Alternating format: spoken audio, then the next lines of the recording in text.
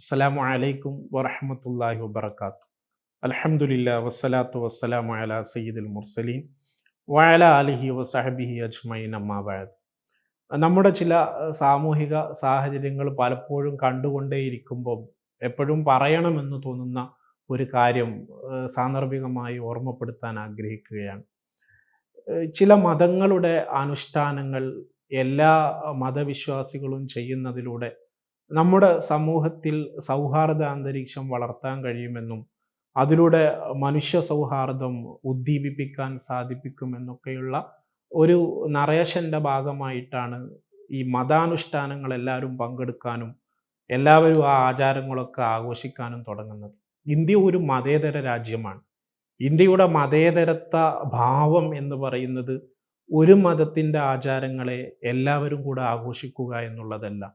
അവനവൻ്റെ വിശ്വാസത്തെയും അവനവൻ്റെ ആദർശത്തെയും ഒരു മനുഷ്യന്, ഒരു പൗരന് കൃത്യമായി പിന്തുടരാനുള്ള അവകാശമുണ്ടാകുമ്പോൾ തന്നെ തൻ്റെ സഹോദരൻ്റെ, ഇതരൻ്റെ വിശ്വാസത്തെയും ആചാരത്തെയും അനുഷ്ഠാനങ്ങളെയും വകവെച്ചു കൊടുക്കാനും അതനുസരിച്ച് ജീവിക്കാനുള്ള അയാളുടെ അവകാശത്തെ മാനിക്കാനുമുള്ള സന്നദ്ധതയാണ് യഥാർത്ഥത്തിൽ ഇന്ത്യയുടെ മതേതരത്വ ഭാവം എന്ന് പറയുന്നത്.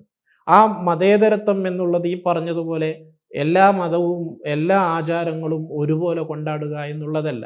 സ്വാഭാവികമായിട്ടും നമ്മുടെ നാട്ടിൽ കണ്ടുവരുന്ന ഒരു പതിവ് അങ്ങനെയാണ്.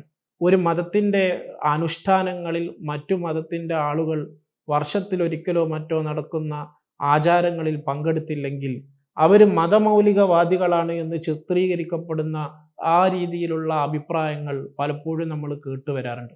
ഇവിടെ എനിക്ക് തോന്നുന്നത് നമ്മൾ മനസ്സിലാക്കേണ്ട അടിസ്ഥാനപരമായ ഒരു കാര്യം, വർഷത്തിൽ ഒരിക്കൽ ആവർത്തിക്കപ്പെടുന്ന, വർഷത്തിലോ മറ്റോ അപൂർവമായി ആവർത്തിക്കപ്പെടുന്ന ഏതെങ്കിലും ഒരു മതത്തിൻ്റെ അനുഷ്ഠാനത്തിൽ, ആചാരത്തിൽ എല്ലാവരും പങ്കെടുക്കുന്നതിലൂടെയല്ല സമൂഹത്തിൽ സൗഹാർദ്ദവും സമൂഹത്തിൽ സ്നേഹവും ഊട്ടിയുറപ്പിക്കേണ്ടത്.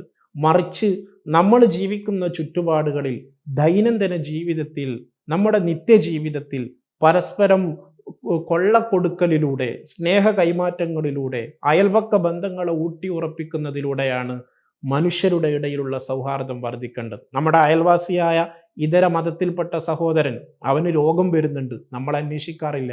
അവരുടെ വീട്ടിൽ മരണം നടക്കാറുണ്ട്, നമ്മൾ പോയി നോക്കാറില്ല. അവര് സാമ്പത്തികമായി പ്രയാസപ്പെടാറുണ്ട്, നമ്മളതിനെക്കുറിച്ച് ആലോചിക്കാറില്ല.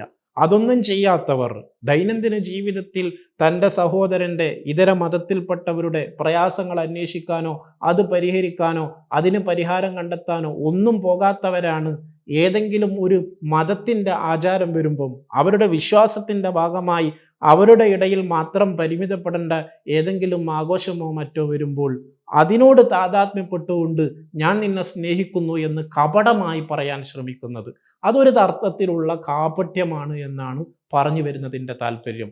സമൂഹത്തിൽ സ്നേഹമുണ്ടാകാൻ, സമൂഹത്തിൽ സ്വസ്ഥതയുണ്ടാകാൻ, സമൂഹത്തിൽ ഊഷ്മളമായ സ്നേഹത്തിൻ്റെ പട്ടുനൂലിയ ബന്ധങ്ങൾ സാധ്യമായി തീരാൻ നിത്യജീവിതത്തിൽ, ദൈനംദിന ജീവിതത്തിൽ പരസ്പരം ചേർന്ന് നിൽക്കുക.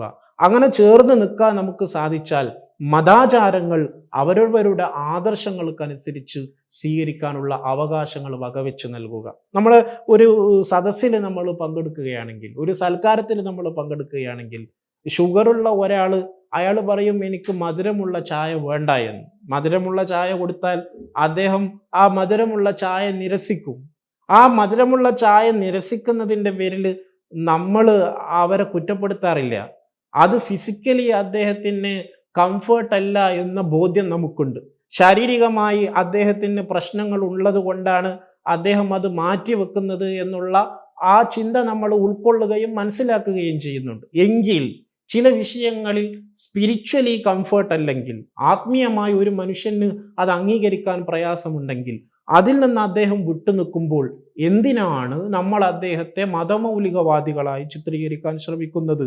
ഇത് ഒരു മധുരമുള്ള ചായ പ്രമേഹ രോഗിക്ക് ശാരീരികമായി പ്രയാസമുണ്ടാക്കും. അക്കാരണത്താൽ അദ്ദേഹത്തിന് അത് മാറ്റിവെക്കാമെന്ന അവകാശം വകവെച്ച് കൊടുക്കുന്നത് പോലെ തന്നെ ആത്മീയമായി സ്പിരിച്വലി ഒരാൾക്കുണ്ടാകുന്ന പ്രശ്നങ്ങൾ പരിഹരിച്ചുകൊണ്ട്, പരിഗണിച്ചുകൊണ്ട് ഏതെങ്കിലും ആചാരങ്ങളിൽ നിന്ന് വിട്ടുനിൽക്കുന്നുണ്ടെങ്കിൽ ആ വിട്ടു നിൽക്കാനുള്ള അവകാശത്തെ കൂടെ വകവെച്ചു കൊടുക്കുന്നതിൻ്റെ പേരാണ് യഥാർത്ഥത്തിൽ ജനാധിപത്യം എന്നുള്ളത്. അല്ലാത്തതിന് സാംസ്കാരിക അധിനിവേശമെന്നോ സാംസ്കാരിക ഫാസിസം എന്നോ ഒക്കെയാണ് പറയേണ്ടത്. ഞാൻ പറഞ്ഞതിൻ്റെ ആകെ താല്പര്യം എന്നുള്ളത് സ്നേഹം ഊട്ടിയുറപ്പിക്കാനുള്ള മാർഗം വർഷത്തിലൊരിക്കലുള്ള മതാചാരങ്ങളിലൂടെയല്ല. ആചാരങ്ങളും അനുഷ്ഠാനങ്ങളും അതാത് മതങ്ങളുടെ അന്തസത്ത അനുസരിച്ച് നടക്കണം. അതാത് മതങ്ങളുടെ ആചാര അനുഷ്ഠാനങ്ങൾ അനുസരിച്ച് വിശ്വാസികൾ നടത്തണം. അതേ സന്ദർഭത്തിൽ മനുഷ്യൻ എന്ന അർത്ഥത്തിൽ പരസ്പരം ചേർന്ന് നിൽക്കാൻ നമുക്ക് കഴിയണം. അവിടെ നമ്മൾ അകറ്റി നിർത്തേണ്ട ആവശ്യമില്ല. അയൽവാസിയെ സ്നേഹിക്കാൻ പഠിപ്പിച്ച മതമാണ് വിശുദ്ധമായ ഇസ്ലാം. അയൽപക്കത്തുള്ളവൻ വിശക്കുന്ന സമയത്ത് സുഭിക്ഷമായി മൃഷ്ടാന്ന ഭോജനം നടത്തി കിടന്നുറങ്ങുന്നവൻ നമ്മിൽപ്പെട്ടവനല്ല എന്ന് പറഞ്ഞവരാണ് പരിശുദ്ധ നബി സല്ലല്ലാഹു അലൈഹി വസല്ലം. ഏകദൈവ വിശ്വാസത്തിൽ കേന്ദ്രീകൃതമായിരിക്കുന്ന ഇസ്ലാമിക വൃത്തപരിധിയിലാണ് ഇതെല്ലാം വരുന്നത്. സഹോദര സമുദായത്തിൽപ്പെട്ടവർക്ക് ഭക്ഷണം കൊടുത്താലും അവർക്ക് സൗകര്യങ്ങൾ ചെയ്താലും അവരെ സഹായിച്ചാലും അവരുമായി ഊഷ്മള ബന്ധം പുലർത്തിയാലും അള്ളാഹുവിൻ്റെ അരികിൽ പ്രതിഫലാർഹമായ പുണ്യകർമ്മമാണെന്ന് പഠിപ്പിക്കുന്ന മതം കൂടിയാണ് വിശുദ്ധമായ ഇസ്ലാം എന്നുള്ളത്. അതുകൊണ്ട് മതസൗഹാർദ്ദം എന്ന പേരിൽ പലപ്പോഴും നമ്മുടെ നാട്ടിൽ നടക്കുന്ന ഈ ആചാരങ്ങളിലും അനുഷ്ഠാനങ്ങളിലും ഈ അർത്ഥത്തിലുള്ള പങ്കാളിത്തം ഒരു സമൂഹത്തെ നിർബന്ധിക്കാൻ പാടില്ല എന്നുള്ളതാണ് വ്യക്തിപരമായിട്ട് ഈ സന്ദർഭത്തിൽ ഓർമ്മപ്പെടുത്താനുള്ളത്. അല്ലാഹു സുബ്ഹാനഹു തആല നമ്മുടെ നാട്ടിലുള്ള സൗഹാർദ്ദ അന്തരീക്ഷം ഇതര സമൂഹങ്ങളുമായി, നമ്മുടെ രാജ്യത്തിൻ്റെ അന്തസത്ത എന്ന് പറയുന്നത് വൈവിധ്യങ്ങളാണ്. അവരവരുടെ വിശ്വാസങ്ങളിൽ, അവരവരുടെ ആചാരങ്ങളിൽ, അവരവരുടെ ആദർശങ്ങളിൽ വൈജാത്യങ്ങൾ ഉണ്ടാകുമ്പോഴും ഇന്ത്യ എന്നുള്ള വികാരത്തിൽ ഒറ്റക്കെട്ടായി ചേർന്ന് നിൽക്കാൻ കഴിയുന്നു എന്നുള്ളതാണ് നമ്മുടെ ഏറ്റവും വലിയ ഐഡന്റിറ്റി. അതിനാണ് യൂണിറ്റി ഇൻ ഡൈവേഴ്സിറ്റി എന്നും പറയുന്നത്. ആ അന്തസത്തയെ കാത്തു സൂക്ഷിക്കാൻ നമുക്ക് സാധിക്കണം. അതിന് നാഥൻ തൗഫീക്ക് നൽകുമാറാകട്ടെ. അസ്സലാമു അലൈക്കും വറഹ്മത്തുള്ളാഹി.